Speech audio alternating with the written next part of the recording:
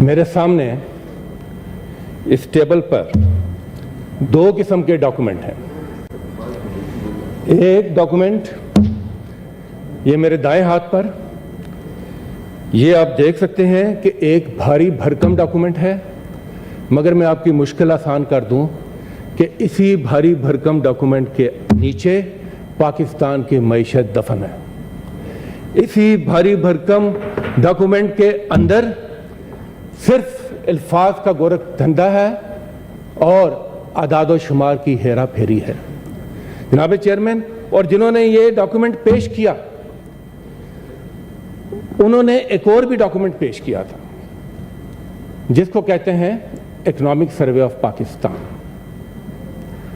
یہاں پر تو خواب ہیں جس کے آگے تعبیر کا خانہ خالی ہے، مگر یہ رپورٹ کارڈ ہے اس حکومت کا. یہ رپورٹ کارڈ ہے اس حکومت کی 1 سال کی پرفارمنس کا، اور یہ رپورٹ کارڈ انہوں نے خود اپنے ہاتھوں سے قوم کے سامنے رکھا ہے. جناب چیئرمین، میں اپنی طرف سے کسی چیز کا اضافہ نہیں کروں گا. میں اس رپورٹ کارڈ سے نتیجہ بھی پڑھ کے سنا دیتا ہوں اور پرفارمنس بھی پڑھ کے سنا دیتا ہوں. جناب چیئرمین، یہ رپورٹ کارڈ بتاتا ہے کہ 13 جماعتوں پر مشتمل سو کال تجربہ کار حکومت اس امتحان میں بری طرح فیل ہوئی ہے، ہر مضمون میں فیل ہوئی ہے، ہر سیکٹر میں ناکام ہوئی ہے. جی ڈی پی 6% سے ان کو ملا اور 1 سال کے اندر کامیاب پرفارمنس کے ساتھ انہوں نے اس کو 0.29% پر لے آئے. سیکٹر وائز اگر آپ بات کریں تو میں صرف چند سیکٹرز کی بات کروں گا. انڈسٹری جو 6.8% پر تھی، یہ اس کو 2.94% تک نیچے لے آئے. ایگریکلچر 4.3% پر تھی، 1.5% پر لے آئے. اور سروسز سیکٹر جو 6.6% پر پرفارم کر رہا تھا، یہ اس کو ماشاءاللہ 0.86% پر لے کر آئے. یہ ہے ان کی پرفارمنس اور یہ ہے ان کی کریڈیبلٹی. نتیجہ وہ جو آج پاکستان کا ہر گھرانہ جانتا ہے، کچن میں جانے والی ہر خاتون خانہ جانتی ہے، بچوں کے لیے روزی کمانے والا ہر شخص پاکستانی جانتا ہے. نتیجہ یہ کہ اس ملک کی تاریخ کی 38% پر لا کر انہوں نے چھوڑا. اور اگر آپ صرف کھانے پینے کی بات کریں تو 48% مہنگائی. جناب چیئرمین، اور آمدنی پر کیپٹا 11% کمی. تو اس کا خلاصہ میں اپنی زبان سے نہیں بتاتا. انڈیپینڈنٹ ماہرین کیا کہتے ہیں؟ حفیظ پاشا صاحب ایک بڑا نام ہے، انہوں نے جو اس کا خلاصہ پیش کیا وہ آپ کے سامنے رکھ دیتا ہوں کہ پچھلے 1 سال میں 10 کروڑ لوگ غربت کی سطح سے نیچے آئے ہیں 1 سال میں. اور تاریخی مہنگائی، بے روزگاری 10% بے روزگاری بڑھی. 8,80,00,000 نوجوانوں کی بے روزگاروں کی فوج تیار ہے. جناب چیئرمین، یہ وہ حقیقت ہے جو اس ڈاکومنٹ کے اندر موجود ہے. اور یہ پرفارم کرنے کے بعد، یعنی پرائمری فیل کرنے کے بعد، اب وہ جو بڑا امتحان سیکنڈری پاس کرنے چلے ہیں، اس کی شروعات آپ دیکھ سکتے ہیں، سوچ سکتے ہیں کہ کیا ہو سکتی ہے. پہلی نظر ڈالیں اس بجٹ پہ تو ایک اور ریکارڈ آپ کو ملے گا کہ پاکستان کی تاریخ میں پہلی مرتبہ آپ کے ریونیو اس قابل بھی نہیں کہ وہ قرضوں کا سود ادا کر سکیں. قرضوں کا سود بھی اس ریونیو سے ادا نہیں ہو پا رہا پوری طرح سے. اور جو انہوں نے ٹارگٹ رکھے ہیں اس میں بعد میں بات کروں گا، مگر اگر اس کو ان کی فیس ویلیو پر بھی لیں तो टैक्स कलेक्शन टारगेट है 9.2 ट्रिलियन। एनएससी के तहत जो सूबों को पैसे जाने हैं 5.2 ट्रिलियन, पीछे बचा 4 ट्रिलियन। इसमें non tax revenue 2.5 trillion add करें तो ये टोटल बन गया 6.5 ट्रिलियन, और जो कर्जों का सूद की अदायगी है वो है 7.3 ट्रिलियन। यानी कि स्टार्ट से ही पहले 1 ट्रिलियन का खसारा, अभी बजट शुरू नहीं हुआ। और बजट की बुनियादी चीज़ें, चाहे वो डिफेंस के अखराजात हों, चाहे वो डे टू डे गवर्नमेंट के अखराजात हों, चाहे वो डेवलपमेंट के अखराजात हों, उनके लिए खजाना खाली है। बाहर अवाम की जेब खाली है, यहाँ इनका खजाना खाली है। ये है इनके बजट की शुरुआत। और ये फरमाते हैं कि 9.2 ट्रिलियन टैक्स हम इकट्ठा करेंगे, जबकि ये 7 ट्रिलियन भी इनसे नहीं हो पा रहा। जनाब चेयरमैन, 200 अरब का इजाफी बोझ टैक्सों का इन्होंने इस गरीब आवाम पर डाला। 200 अरब का, जो कि 28% बनता है। और एक मरतबा फिर सुपर टैक्स 4% से बढ़ाकर 10%। सवाल ये पैदा होता है कि ये टैक्स कौन अदा करेगा?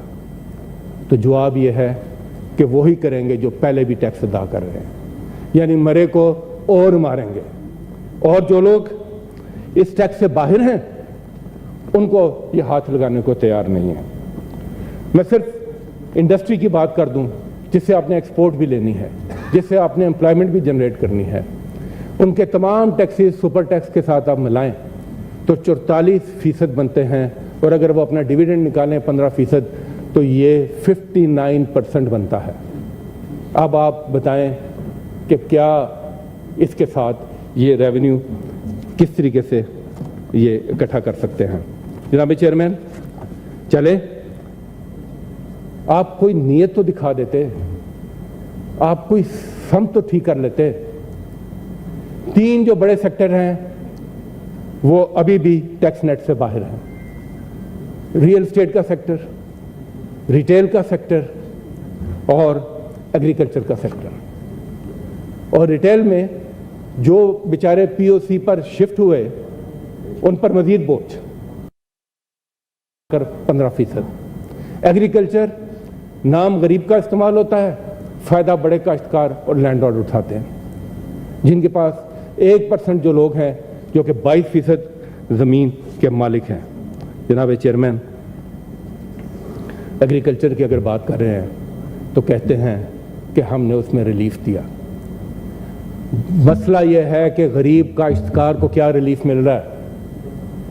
गरीब काश्तकार की ज़रूरत सस्ता बीज, खाद, पेस्टिसाइड्स, डीजल, वो इनपुट्स हैं जिनके साथ वो अपना काम चला सकता है, मगर वहाँ पर हमें कोई रिलीफ नज़र नहीं आता।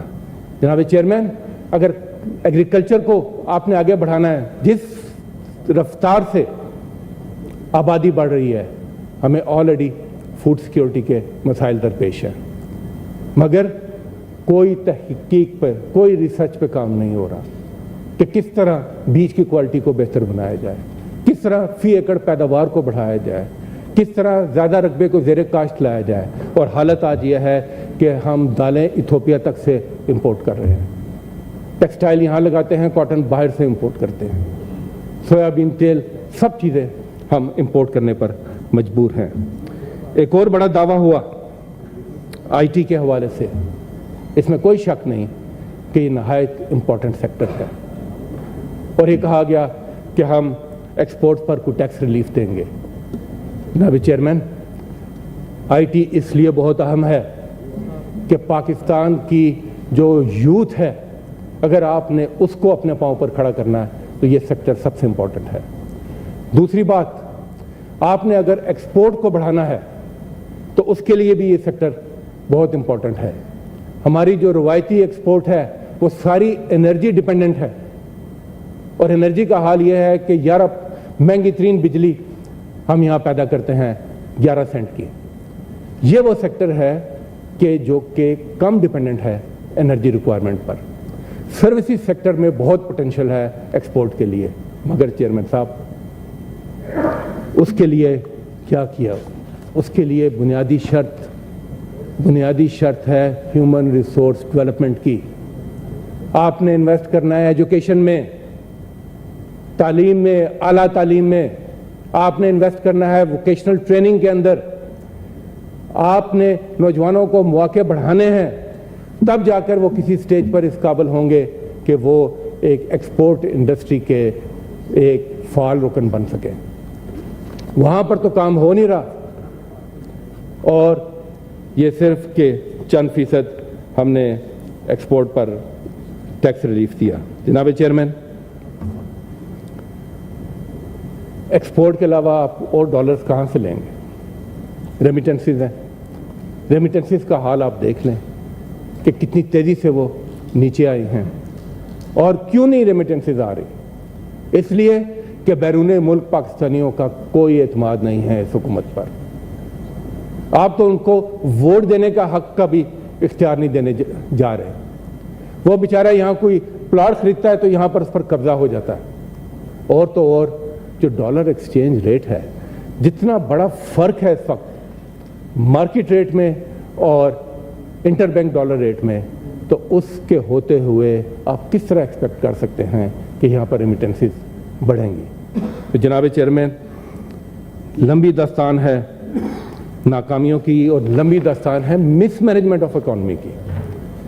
जनाब चेयरमैन, यही हाल इन्वेस्टमेंट का है कि कोई इन्वेस्टर आता है तो एनओसी कल्चर का सामना, और एक कोई 22,000 महकमे हुकूमत के उसके पीछे, और वो आगे। हेल्थ एजुकेशन, जैसे मैंने पहले कहा, और human resource development, human development, ये कभी इनके रडार पर नहीं रही। ये कौम बनाने वाले लोग नहीं, ये सिर्फ वाले लोग हैं। और वही झलक आपको एक मरतबा फिर इसमें नजर आती है। हम इसीलिए कहते हैं कि ये जो बजट है इसका कोई ताल्लुक नहीं इकॉनमी के साथ या उसकी सम दुरुस्त करने के लिए या रिफॉर्म करने के लिए।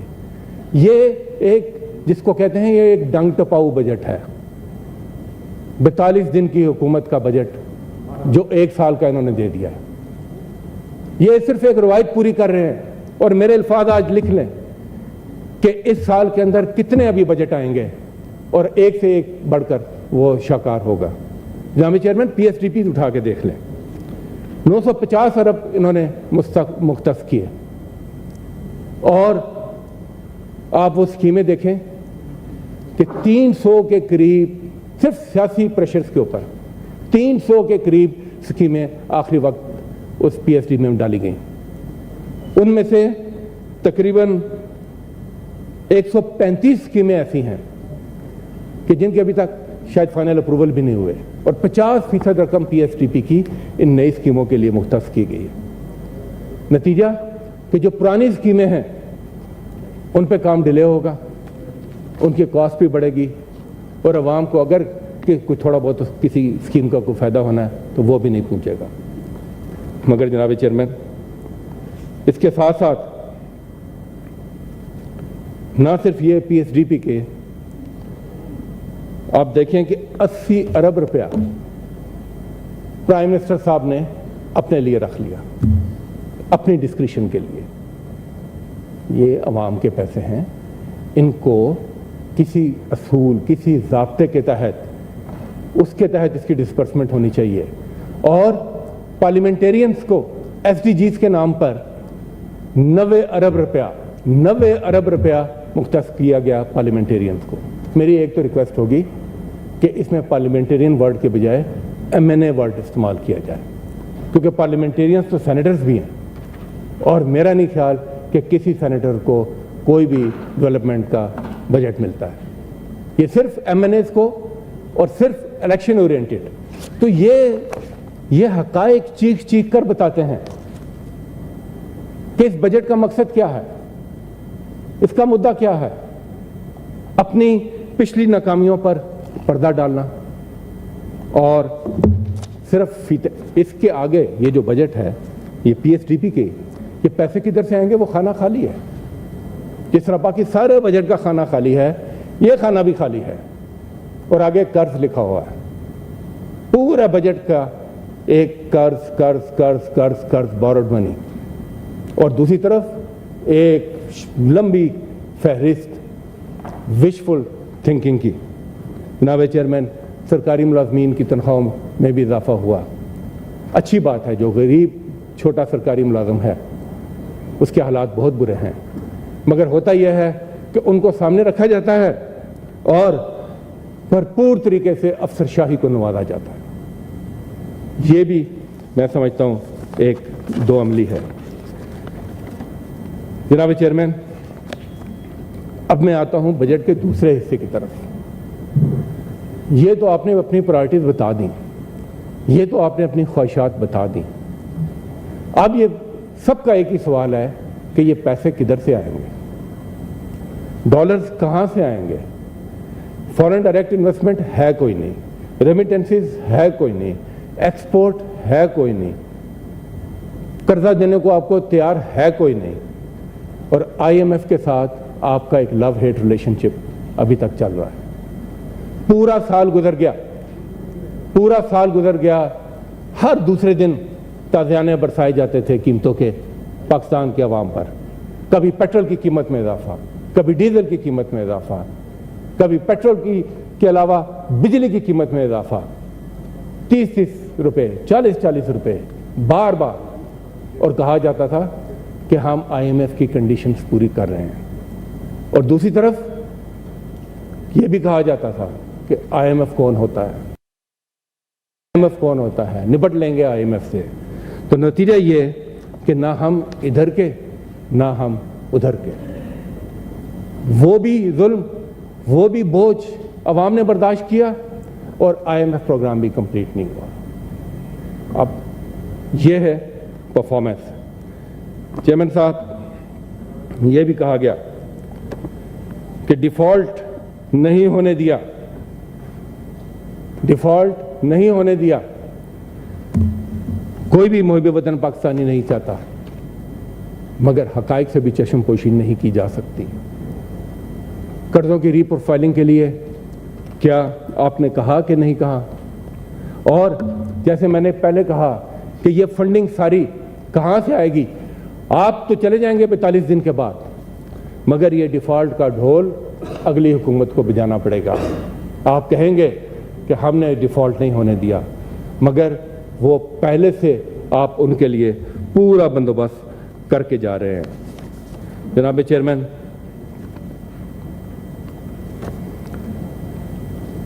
یہ مسائل پوری قوم جانتی ہے مگر ہم نے یہ بھی دیکھنا ہے کہ ہم کیا فنڈامنٹل غلطیاں کر رہے ہیں کہ ہم اس گرداب سے باہر نہیں آ رہے ہیں. ہماری حیثیت اس شخص کی ہے اور ہمارے اقدامات ایسے ہیں کہ جیسے ہم اپنے ہاتھ سے معیشت کا گڑھا کھودتے چلے آ رہے ہیں اور آج ہم اس میں گرے ہوئے ہیں. اور اگر ہم یہی اقدامات اس گڑھے میں بیٹھ کے کرتے رہیں گے تو یہ گڑھا مزید گہرا ہوگا, اس سے ہم باہر نہیں آئیں گے. اس سے باہر آنے کے لیے اپنے عمل کو چینج کرنا پڑے گا, ریفارمز کی سیڑھی لگانی پڑے گی, ایک ایک قدم کر کے اس گڑھے سے باہر آنے کی کوشش کرنی پڑے گی. جناب چیئرمین پرابلم کیا ہے؟ پرابلم یہ ہے تاریخی طور پر ہم عادی ہو چکے ہیں. ہم جو فورن ایڈ ڈیپینڈنس ہے ہمیں اس کی لت لگ چکی ہے. کولڈ وار ایرا سے لے کر افغان جہاد تک, افغان جہاد سے لے کر وار آن ٹیرر تک, ہمارے جو دوست ہیں گلف میں کسی سے کوئی آئل فیسلٹی مل گئی, کسی سے کچھ ڈالرز مل گئے. چائنا جو ہمارا آل ویدر فرینڈ ہے, ہم ہر وقت کہتے ہیں کہ آپ ہماری ہر مشکل میں ساتھ دیتے ہیں مگر وہ بھی سوچتے ہیں کہ ان کی مشکلیں تو ختم ہی نہیں ہوتی. تو ہم کیا کر رہے ہیں؟ नतीजा ये हुआ कि ओवर द ईयर्स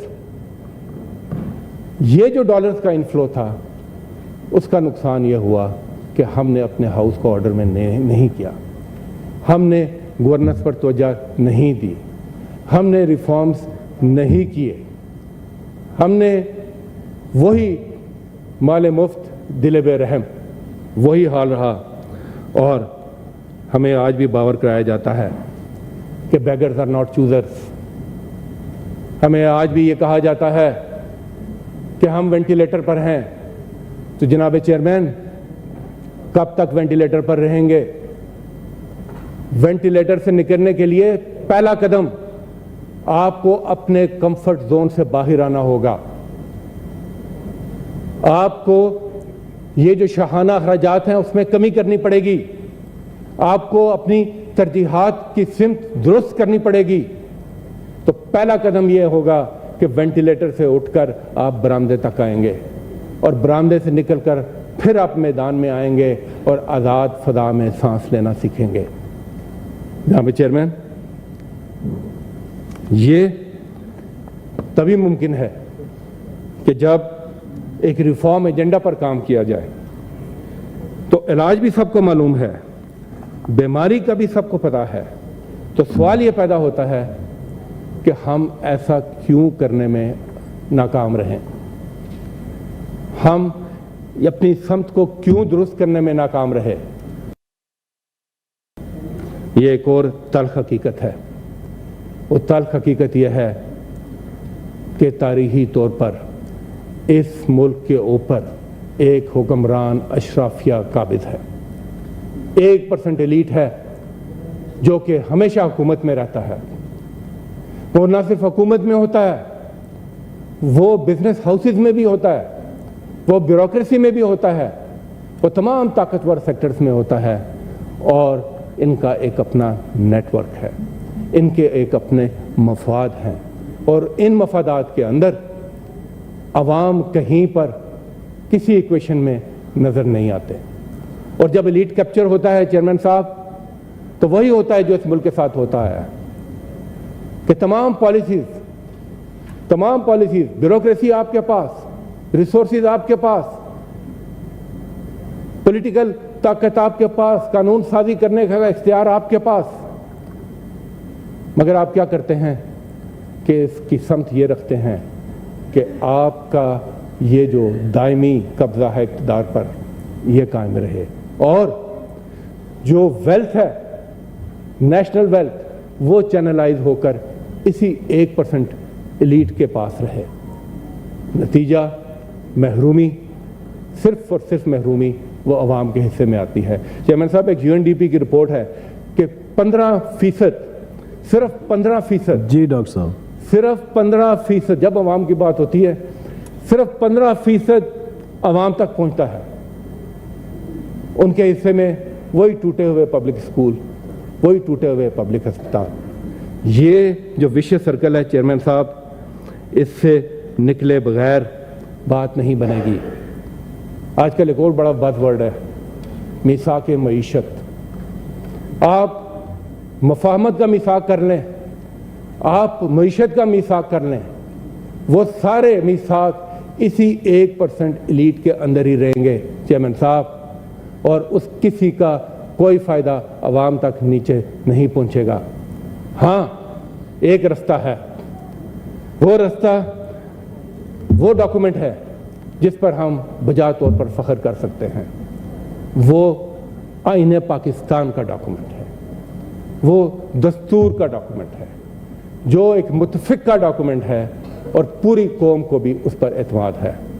आगे बढ़ने का रास्ता सिर्फ और सिर्फ यही है कि हम आईने पाकिस्तान के ऊपर सही तरीके से अमल दरामद करें और उसी में से रास्ता निकालें। और ये तभी है कि जब डेमोक्रेसी भी अपनी असल शक्ल में इस मुल्क में हो। डेमोक्रेसी के भी दो हिस्से हैं, एक उसकी फॉर्म है और एक उसका सब्सटेंस है। सब्सटेंस के बगैर ये खोखली डेमोक्रेसी है। डेमोक्रेसी क्या है? फॉर्म तो यही है कि आप अभी इलेक्शन कराएं, ووٹ ہوں گے, لوگ الیکٹ ہوں گے, اور ہم دیکھیں گے کہ کسان جو ہے وہ زمیندار کو الیکٹ کر رہا ہوگا, مزدور جو ہے وہ سرمایہ دار کو الیکٹ کر رہا ہوگا, اور کوئی برابر کے مواقع نہیں ہوں گے پاکستان کی یوتھ کے لیے کہ وہ بھی اس میں اپنا حصہ ڈال سکیں. ایسا نہیں ہوگا کہ ایک میاں چنو کا رہائشی اٹھ کر اسکاٹ لینڈ کا پرائم منسٹر بن جائے یا لندن کا میئر بن جائے. جب تک ہم اپنی اسٹرکچرل ریفارمز الیکٹورل پروسیس میں نہیں کریں گے, جمہوریت ہمیں فائدہ نہیں دے گی. اور دوسری بات, جب تک جمہوریت کی ایسنس جو ہے, جمہوریت کی جو روح ہے, وہ جمہور ہے, وہ پبلک امپاورمنٹ ہے, وہ انسانیت ہے. اگر آپ الیکشن کے بعد اس جمہور کو رد کر دیں, آپ کی پالیسیز کا فوکس صرف اسی 1% ایلیٹ کے گرد گھومے, تو پھر یہ کسی کام کے نہیں. Thank you. بدقسمتی سے راستہ یہی ہے, مگر یہ تبھی کامیاب ہوگا کہ جب ہم آئین کی بالادستی کریں گے, قانون کی حکمرانی کریں گے, اداروں کی مضبوطی کریں گے, اور پاکستان کے عوام کا احترام کریں گے. شکریہ جناب محترم